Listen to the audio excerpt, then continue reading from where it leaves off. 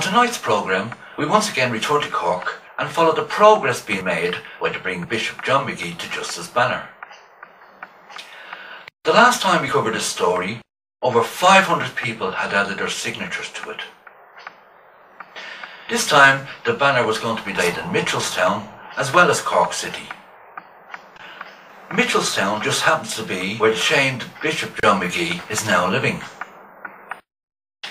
We sent our religious affairs correspondent Gerry along to cover the events, and we also asked him to drop in to John Magee's house and have a few words with him. Here's his report.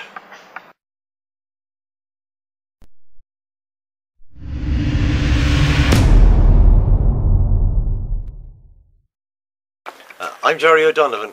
The agenda today is to bring the ITCCS campaign to bring John Magee to justice to Mitchelstown, to see how the people of Mitchelstown feel about John Magee. We are also going to bring two victims with us who wish to remain anonymous, and we are going to approach John Magee to see if John Magee will meet these victims like he said in the press lately. We are then going to carry on to Cork, where we do our normal protest in Patrick Street, and try and gather more signatures for our petition to bring John Magee to justice. Here we are in Mitchelstown today, the ITCCS, and here's John Mandeville's statue, a big patriot in this country. I wonder what he thinks of John Magee living here now inside in Mitchelstown. We brought our protest here today so the people in Mitchelstown know who it is that's living inside in their parish. The man that the DPP will not bring to justice.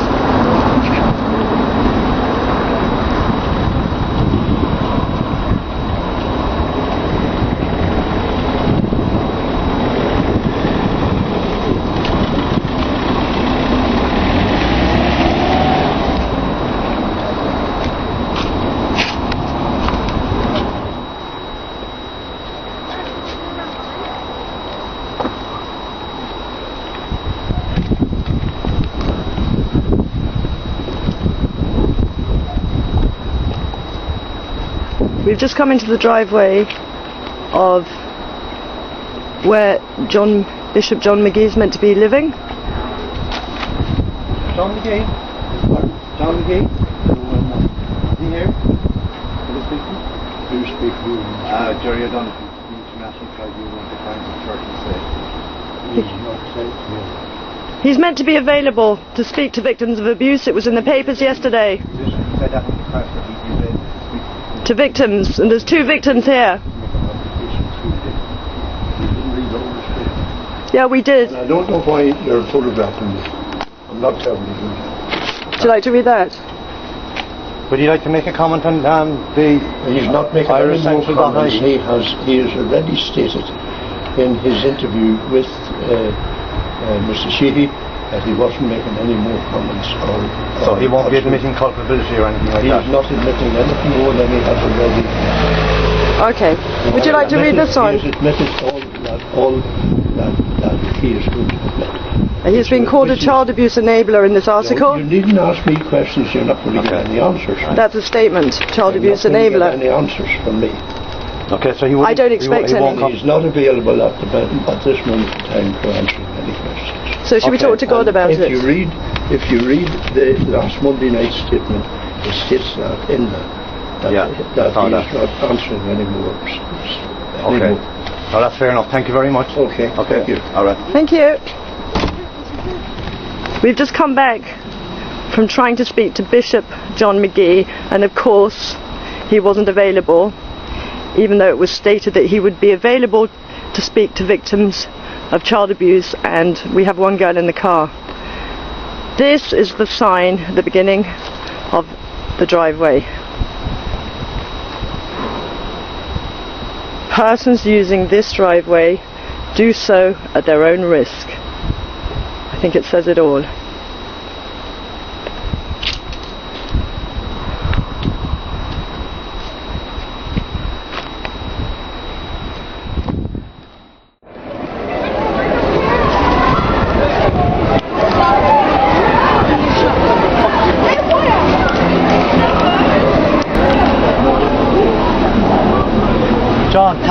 out to support us today. You're very, very welcome, Gerry. We're with Naman on TV, as you know, on YouTube, and you know, Bishop John Magee, we're still trying to bring him to justice, but I see the Americans have come up with a lovely little piece of one of the paper. Would you read it for us? Yeah, I certainly will. It will be a pleasure. Spectacle of Bishop John Magee abjectly apologising this week for his utter failure to curb paedophile priests in his Cork diocese makes the blood run cold. Magee bolted out of the country when the Cloyne report was made public. It was a devastating document detailing in great position the horrific cover-up. Magee has now admitted his actions, which came after the flood of sexual abuse stories has been made in public in Ireland.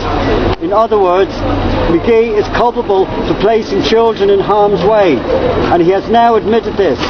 The next step should be to arrest the bishop. If he was a school principal who knowingly ignored sexual abuse of pupils, he undoubtedly would be apprehended.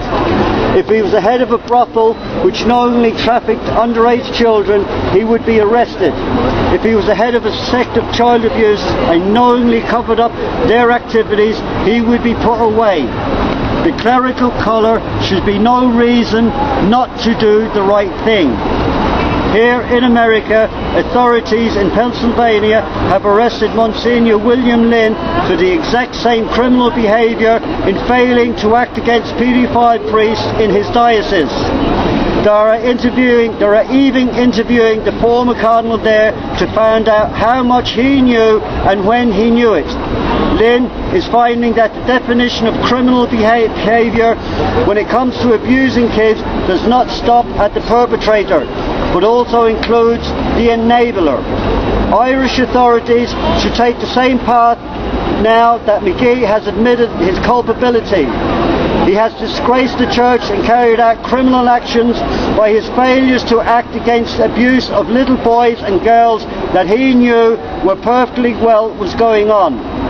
What else do we need to know about him? It is also the case that every other priest and bishop in Ireland are being tarred by the refusal to cast out this evil among them. If the church has ever regained its reputation, it must differentiate between those bishops and priests who do their best to act on their holy orders, and a runaway bishop who was openly condoning paedophile priests in this district. Magee, no doubt, has powerful friends in the Vatican, where he was secretary to 3 popes. But given the Vatican's attempt to dictate even to the Irish bishops who wanted to expose the sex abuse cases, that should not be enough to prevent prosecution.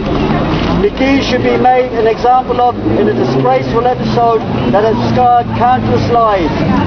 Taoiseach Enda Kenny has referred to the sacred space of childhood and the need to protect children.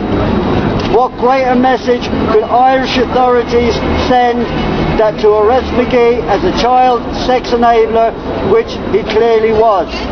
American authorities are proving they have the gumption to do this. Irish authorities should follow. Cheers, John. Thanks very much. You're very, very welcome, Gerry. Thank you.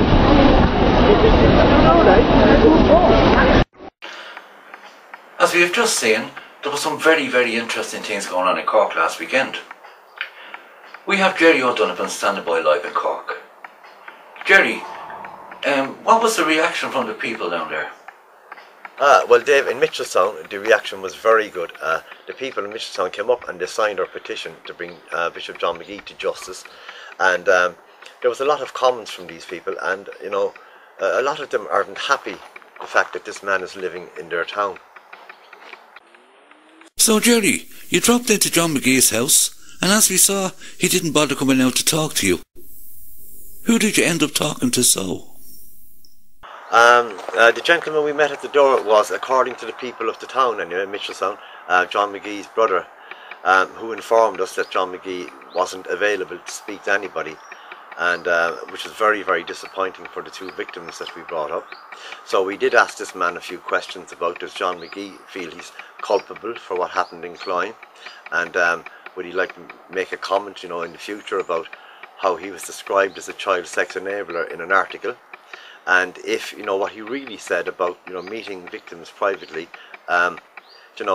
is he actually going to do this, or is it going to be like this man said, that they'll have to make an appointment? I mean, if people arrive at his door to make an appointment, will he actually accept appointments? Well, Gerry, from what we've seen and heard from you, it certainly looks like John Magee has absolutely no intentions of keeping the promises he made on television and actually talking to victims and survivors of clerical sex abuse. It certainly does, Dave. I mean, we were here today in the capacity of the International Tribunal into Crimes of Church and State with these two victims that we brought, and he certainly didn't want to meet them anyhow, so I don't know if other victims should bother at this stage. The Bring Bishop John Magee to Justice banner has certainly filled out with signatures since the last time we saw it. Have you any idea of how many signatures are on it now? I'd say, Dave, just a quick estimation there, I'd say there's probably 1,000 signatures under at least by now.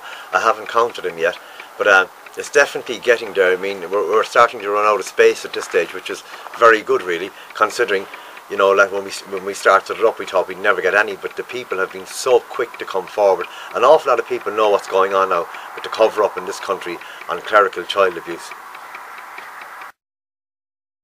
I noticed you were joined by other activists today. Can you fill us in a little bit about them? I can, Dave, yeah. And we were joined today by Sean Urshuk from the ITCCS, who was here today to support the Magdalens, and also by Jack Duggan. And we've got great help from these two courageous men today. We've also had a couple of abuse victims on the street to meet people who come up to us who have been abused by the church and in other institutions in this country. And I have to really thank them from the bottom of my heart, because there was an awful lot of healing done here on the street today. I wish the DPP and Bishop John Magee could have been here on the street today to see the kind of healing that takes place amongst the people themselves while they shy away from it.